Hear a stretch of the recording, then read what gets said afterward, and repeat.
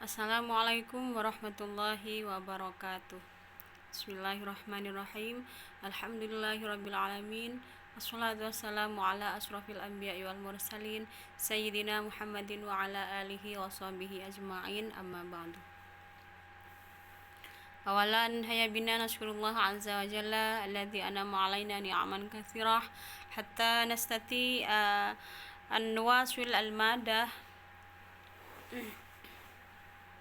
hatta nastati an nuwasil au nulki ma'an abral jawal au abral internet linuwasila al-maddah al-arabiyah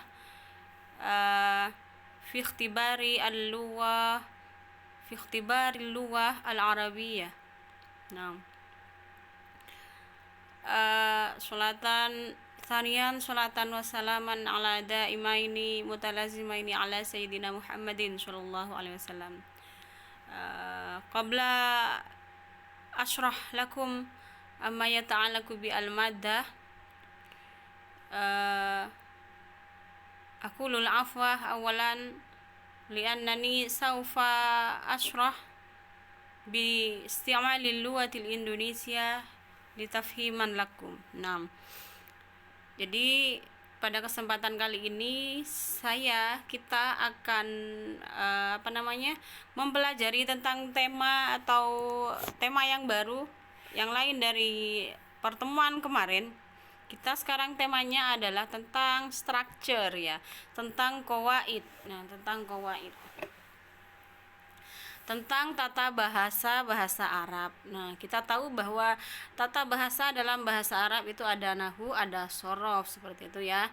Ada nahwu, ada shorof. Mungkin di sebagian kalian sudah banyak sekali yang mahir dalam hal ini, dalam qawaid, nahwu dan shorof. Bahkan mungkin ada yang masih kemampuannya minim dalam hal ini, seperti itu. Jadi untuk mengimbangi hal tersebut, saya akan menjelaskan. Nanti akan ada beberapa soal yang akan saya bahas sesuai dengan nanti selain membahas soal, saya akan juga menjelaskan qawaidnya, seperti itu, ya. Bagi yang sudah paham, yang sudah pinter qawaidnya, bisa disimak juga sebagai bahan bahan perbandingan atau bahan tambahan ilmu bagi kalian kalau misalkan dirasa kalian sudah sudah paham, seperti itu. Nah, bagi yang kemampuannya masih minim, misalkan dalam hal ini dalam qawaid, mohon diperhatikan karena banyak sekali qawaid itu yang sering muncul dalam tes APT dan itu butuh pemahaman, seperti itu. Artinya kalau tidak paham qawaidnya, kadangkala susah untuk menjawab soal yang ada, seperti itu. Oke. Qawaid nahwu dan shorof, kita langsung saja, ya. Qawaid nahwu dan shorof. Saya rasa dan saya meyakini dari beberapa soal yang saya temukan di tes APT itu, TOEFL itu, tidak semua tema di nahwu ataupun shorof itu seringkali semuanya yang ada di pembahasan itu tuh keluar, misalkan. Tapi ada beberapa tema, ada beberapa topik yang itu seringkali saya temukan di beberapa soal yang ada, seperti itu. Tapi tidak semua tema dalam nahwu shorof itu semuanya ada, karena kita tahu, ya, kalau pembahasan nahwu dan shorof itu sangat luas sekali. Jadi kalau dalam jangka waktu 3 pertemuan ini, saya yakin kalau sekalipun dimaksimalkan bagaimanapun, kalau harus mempelajari semua tema yang ada di nahwu shorof, insyaallah waktunya tidak akan selesai. Ini bukan insyaallah lagi, maka tentu pasti tidak akan selesai karena temanya sangat banyak sekali di pembahasan nahwu ataupun shorof tersebut, seperti itu. Namun yang terjadi di lapangan, qawaid nahwu ataupun shorof yang sering kali muncul dalam tes APT itu ada beberapa tema. Ada beberapa tema dan itu yang akan kita bahas, kita akan pelajari bersama. Apa yang biasanya sering sering ini sekedar pengetahuan awal ya, pengenalan awal. Apa biasanya yang sering muncul dalam tes APT dalam komponen qawaid ini? Nah, yang sering muncul itu biasanya pertama seperti tema marfu'atul asma ya. Marfu'atul asma, isim-isim yang dibaca rofa. Nah, itu ada beberapa bagian kan, itu biasanya sering keluar. Apa marfu'atul asma itu? Misalkan diantaranya ada fa'il, ada mubtada, ada khabar ya, ada naibul fa'il dan lain-lain seperti itu. Itu marfu'atul asma, isim-isim yang dibaca rofa. Kemudian selain marfu'atul asma itu ada mansubatul asma, isim-isim yang dibaca nasab. Isim-isim yang dibaca nasab itu apa saja? Itu banyak bagiannya juga. Misalkan diantaranya mansubatul asma itu ada maf'ul bihi ya, ada maf'ul bihi, maf'ul mutlak misalkan. Nah, itu masuk mansubatul asma. Nanti akan saya jelaskan itu semua, entah minggu depan saya rinci itu satu-satu. Tapi nanti saya menjelaskan itu tidak tidak terlalu deskriptif misalkan, tidak masalah. Nanti karena mengejar waktu, tema-tema itu akan saya sampaikan lagi, akan saya jelaskan lagi sefleksibel mungkin, sebisa kalian pahami.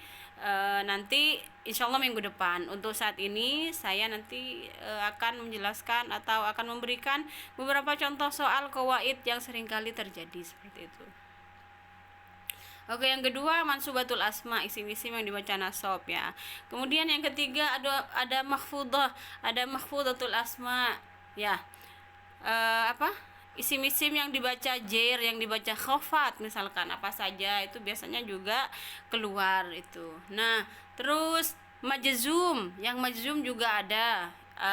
Kalimat-kalimat apa yang dibaca jazm misalkan, itu juga ada, tapi persentasenya kalau itu tidak terlalu banyak ya, tapi ada, terkadang ada kita temukan misalkan.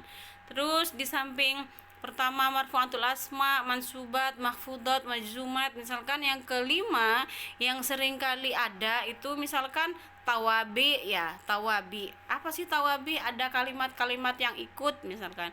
Ikut apa? Ikut kemana? Nah, nanti akan kita jelaskan di beberapa pertemuan yang akan datang. Nah, biasanya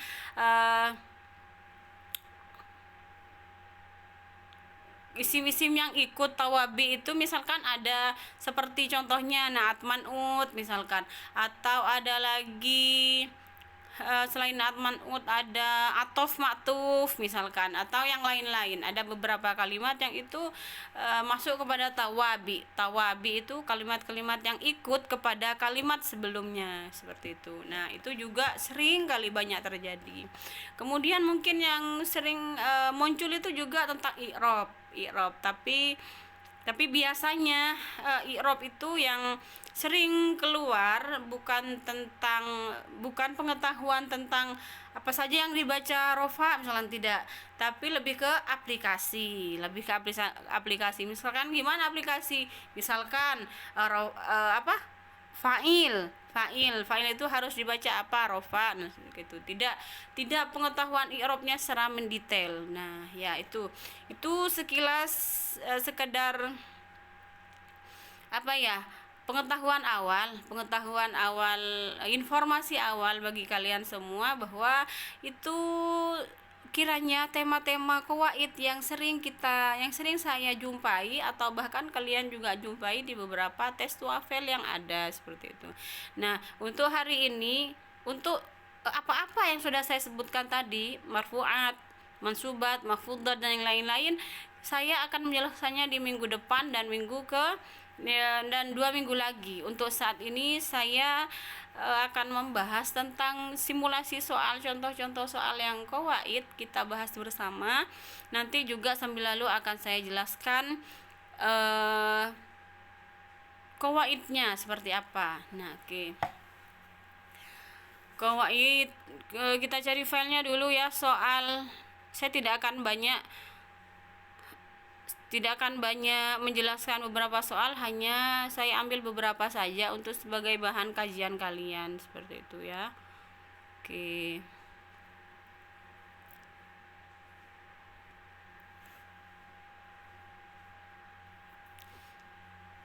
Kita buka dulu. Oke, ini ikhtar aswahal ajwibah.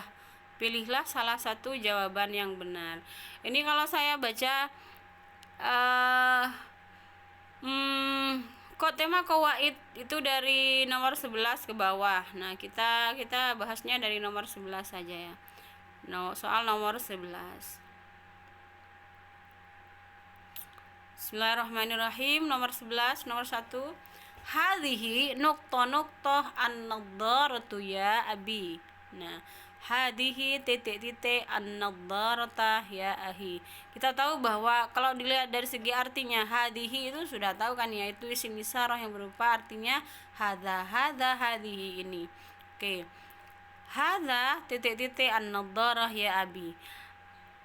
Itu ada pilihannya ha, B huwa, C antah atau antih. Itu karena tidak ada harokatnya maka bisa kita baca dua, antah dan anti. D itu hiya ya. Oke. Bagaimana cara kita menjawab? Oke, yang pertama misalkan H. Nah, H ini kalau kita teliti, H itu bukan jawabannya. Karena apa? H ini domir yang tersambung dengan kalimatnya ya. H.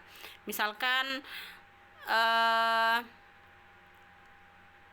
ahliha misalkan ya, keluarganya, usrotuha misalkan ya. Jadi H yang A itu, yang A ini, yang A las.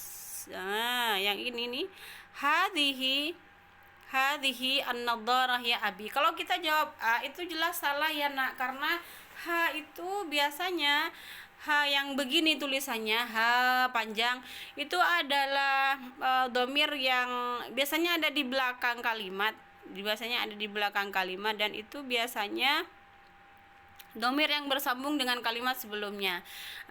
Makanya kalau misalkan itu disambung dengan kalimat sebelumnya menjadi hadhihi an-nadharah, salah. Nah, kalimatnya jadi kacau seperti itu karena sebenarnya titik-titik itu membutuhkan kata, bukan kata yang di belakang tapi kata depan ya, kata depan.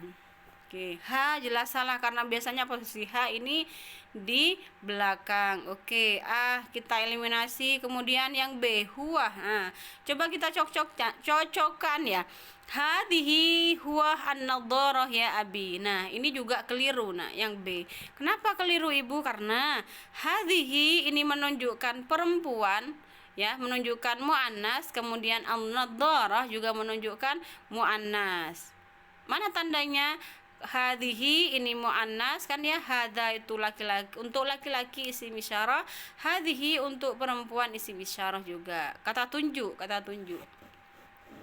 Nah, berarti kalau hadhihi di depan muannas kemudian di belakang juga muannas, kemungkinan besar titik-titiknya ini dia butuh juga kata muannas yang menunjukkan arti perempuan. Nah, berarti yang B itu jelas salah karena kalau hadhihi huwa an-nadharah salah karena an-nadharah ini perempuan, huwa ini laki-laki, seperti itu. Antah. Nah, antah ini juga saya rasa tidak cocok. Karena apa? Antah yang berupa domir kamu artinya itu kamu itu untuk orang ya, untuk orang. Antah anti itu untuk kata ganti untuk orang. Nah, sedangkan di sini kata setelahnya itu adalah an-nadharah. An-nadharah itu jelas bukan orang karena ini isim, tapi bukan isim alam. An-nadharah ada alnya. Itu dari kata nadharah. An-nadharah itu biasanya diartikan kacamata. Kacamata kan benda, jadi tidak mungkin C ini jawabannya. Nah, kalau yang D ini saya rasa yang benar. Karena apa? D jawabnya hiya. Hiyah itu menunjukkan muannas. Kalau huwa laki-laki, kalau hiya perempuan. Seperti jadi jawaban yang pas adalah hiya. Saya katakan tadi kalau kalimat yang di atas ini dia butuh kalimat yang menunjukkan muannas atau perempuan. Oke, coba kita masukkan lafadz hiya ke dalam kalimat ini. Hadhihi hiya an-nadharah ya abi. Nah, betul. Hadhihi perempuan, hiyah perempuan, an-nadharah perempuan. Ya abi. Nah, kalau diartikan bagaimana Bu? Hadhihi hiyan nadharah ya abi. Ini dia kacamatanya wahai ayah, seperti itu. Jadi paham ya? Ini jawaban yang benar adalah hiyah, dia. Hadhihi hiya an-nadharah ya abi. Ini dia kacamatanya wahai ayah, seperti itu. Kemudian yang nomor 12, hayya bina titik-titik al masjid. Kita tahu ya, kita mungkin sering mendengar kata hayya bina, atau bahkan ada lagu yang biasa diperkenalkan kalau di LPBA itu ya, hayya bina naftahu tahlimana misalkan. Nah, kita tahu bahwa hayya bina itu artinya ajakan kita kepada orang lain. Hayya bina, mari kita. Hayya, mari kan gitu kan. Jadi hayya bina itu mari, ajakan kepada orang lain.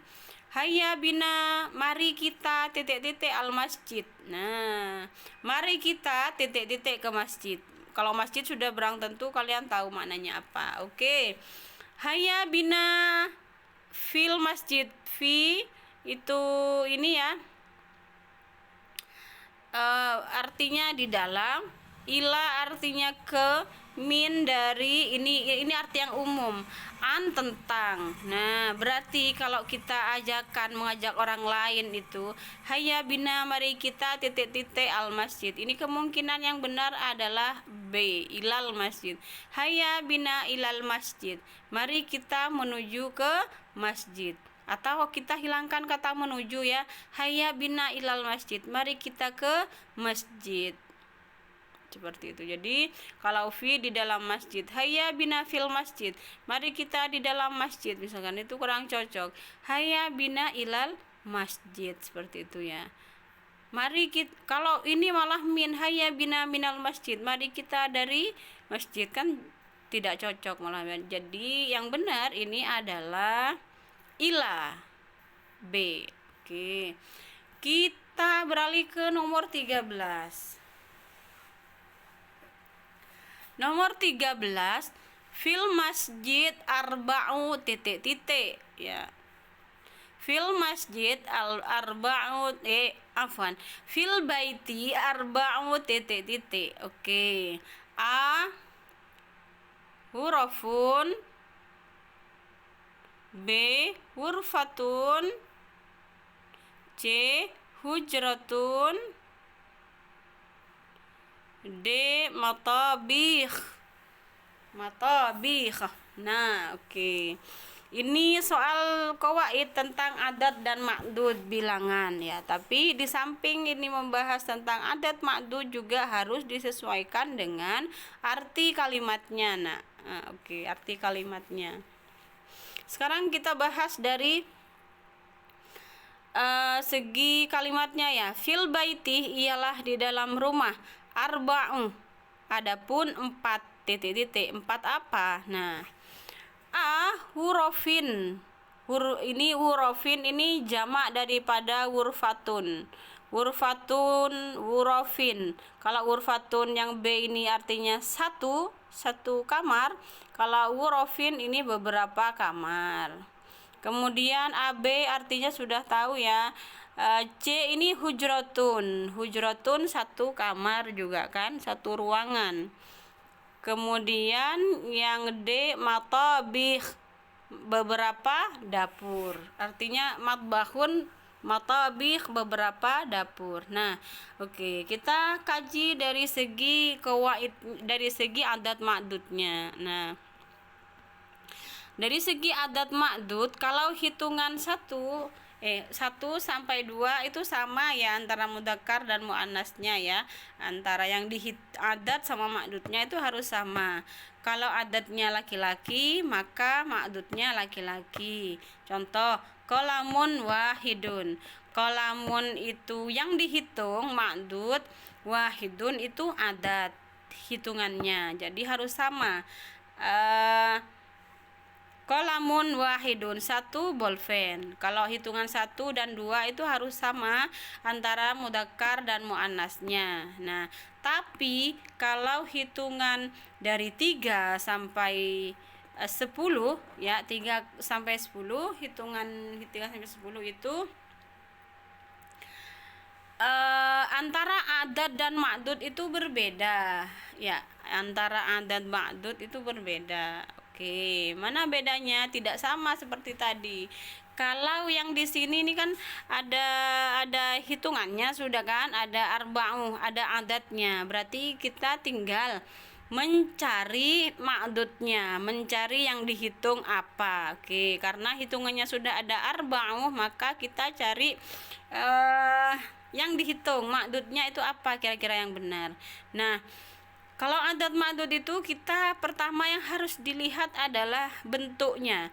Mufrad jamaknya kita harus tahu dulu. Nah, pilihan B dan C, nah ini keduanya adalah mufrad. Ghurfatun 1 kamar, hujratun 1 ruangan. Nah, sama-sama bermakna 1. Ini kalau kalian tahu aturannya, jelas B dan C ini salah. Karena apa? Mereka berdua artinya sama-sama menunjukkan makna 1 kamar dan 1 ruangan. Itu jelas salah. Karena apa ya? Ghurfatun 1 kamar, hujratun 1 kamar itu artinya misal sama-sama ruangan, sama-sama kamar. Ini kalau di bahasa Indonesia, ghurfatun sama hujratun itu bisa jadi dikatakan sinonim, dua kata yang mempunyai makna yang sama. Misalkan ghurfatun kamar, hujratun juga ada yang mengartikan kamar. Jadi kalau artinya sama begini dan keduanya sama-sama mufrad, maka ini jelas salah antara B dan C misalkan. Oke, kita eliminasi B dan C. Kita ke yang pertama, hurufin. Oke. Hurufin, hurufin ini saya tadi menyampaikan bahwa hurufin ini jamak dari kata hurfatun, hurufin, jamak taksirnya. Nah, kita tahu ya, kalau hitungan 3 sampai 10 ya, 10 ya, 9 lah, 9. 3 sampai 9 misalkan. Nah, itu antara adat dan ma'dud. Adat dan ma'dud, adat di depan, ma'dudnya di belakang. Nah, itu harus berbentuk idhofah ya kan ya. Idhofah itu 2 kali, biasanya berbentuk idhofah. Idhofah itu apa? Biasanya bisa dikenal dengan 2 kata yang dijadikan 1, arba'u hurufin. Nah, ma'dud biasanya kalau 3 sampai 9 itu adalah berbentuk jamak, biasanya ma'dudnya berbentuk jamak dan dijirkan. Ciri-cirinya, oke, saya ulangi. Kalau hitungan 3 sampai 9, ma'dudnya itu yang dihitung itu harus berbentuk jamak dan i'rabnya harus jer ataupun khafat. Nah, ketika sudah ada ketentuan harus berbentuk jamak kalau ma'dudnya, maka B dan C tadi jelas sudah salah karena B dan C itu berbentuk mufrad atau menunjukkan makna arti 1 misalkan. Kemudian yang pertama, hurufin ini jamak. Ini kemungkinan yang benar, hurufin.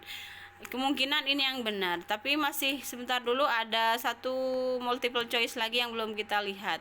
Fil baiti arba'u hurufin. Fil baiti ialah di dalam rumah, arba'u hurufin adapun 4 kamar. Di dalam rumah ada 4 kamar. Itu artinya. Coba kita lihat ini yang kemungkinan benar yang A ya.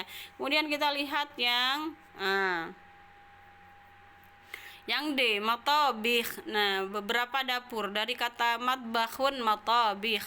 Ini nak kalau dari segi bentuk kalimat itu juga benar. Kalau dari segi kalimat itu juga benar karena yang D ini jawabannya jamak juga. Kan matobih jamak daripada matbahun. Tapi ini kurang tepat sekalipun yang D ini juga jamak. Kenapa kurang tepat, Bu? Gitu.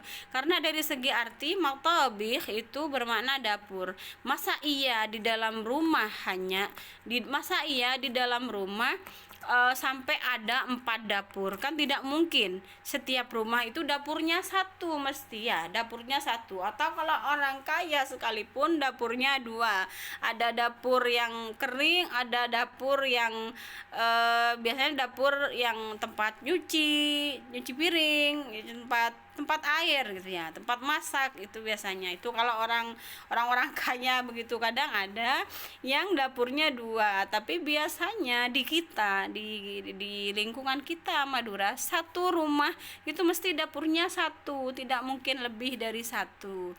Jadi kembali ke soal yang ini, matobih itu juga kalau dari segi kalimatnya bisa saja benar, tapi kalau dari segi artinya itu salah. Makanya pilihan yang paling tepat itu adalah A. Nah, kalau kita D ini masukkan ke kalimat matabih, fil baiti arba'u matabih. Di dalam rumah ada 4 dapur. Kan tidak mungkin ya rasanya satu rumah ada 4 dapur. Nah, ada pilihan yang paling tepat di situ. Mana, Bu? Yang A. Fil baiti arba'u hurufin. Di dalam rumah ada 4 ruangan atau 4 kamar, seperti itu ya. Kemudian mungkin itu saja yang bisa saya jelaskan. Contoh-contohnya ini sebenarnya masih banyak sekali contoh-contoh soal tentang qawaid seperti itu. Tapi untuk kita bahas sekaligus rasanya kurang kondusif juga, kurang maksimal juga ketika harus dijelaskan semuanya seperti itu ya. Jadi itu saja 3 soal, 1, 2, 3 ya, 3 soal yang saya jelaskan tadi, nomor 11, 12 dan 13. Semoga bisa difahami. Minggu depan saya akan jelaskan materi-materinya. Marfu'atul asma itu apa saja, mansubatul asma apa saja, mahfudatul asma apa saja, dan yang lain-lain, tawabi juga insyaallah saya singgung seperti itu. Nah, untuk materi saya hari sekarang, hari Rabu itu saya tidak sengaja memang tidak membuat kuis lagi, karena saya ingin hari Rabu ini saya memberikan materi atau penjelasan saja kepada kalian tentang simulasi soal atau tentang penjelasan tentang qawaid. Nah, nanti untuk hari Kamisnya baru disatukan di hari Kamis untuk tes-tes yang harus dikerjakan oleh kalian, seperti itu ya. Agar tidak terlalu banyak tes ke kalian, nanti ada yang menyampaikan, Bu, kok tes terus, kok soal terus misalkan. Jadi ke belakang insyaallah saya yang menjelaskan, kemudian yang hari Kamis nanti yang akan memberikan tes kepada kalian sesuai dengan tutornya masing-masing, seperti itu. Nah, untuk hari Rabu kalian cukup hanya mendengarkan, menyimak apa yang saya jelaskan. Misalkan nanti absensinya saya sesuaikan dengan siapa yang menyaksikan atau siapa yang mahasiswa yang mendengarkan, memutar, memahami penjelasan dari saya, seperti itu. Caranya kalian nanti absensi akan saya berikan pertanyaan singkat seperti biasa di Google Classroom. Apa yang kalian pahami tentang penjelasan saya, misalnya nanti dijawab secara singkat. Nah, yang menjawab itu saya anggap dia hadir, tapi kalau tidak menjawab itu maka saya tidak menganggap kalian hadir di absensi. Begitu saja nak dari saya kira-kira, semoga bisa difahami, semoga bisa bermanfaat. Kalau ada pertanyaan silahkan bisa langsung di Google Classroom atau WA pribadi kepada saya, monggo silakan. Semoga sekali lagi, semoga yang saya bahas sekalipun hanya sedikit saja ini bisa bermanfaat untuk kalian. Tetap semangat, jangan pernah menyerah kalian untuk selalu berlatih, mempersiapkan tes APT yang akan dihadapi nanti seperti itu, agar skornya maksimal. Ya, sekian dari saya. Sekali lagi terima kasih untuk waktunya. Ila liqa fi usbu'il ati insyaallah. Assalamualaikum warahmatullahi wabarakatuh.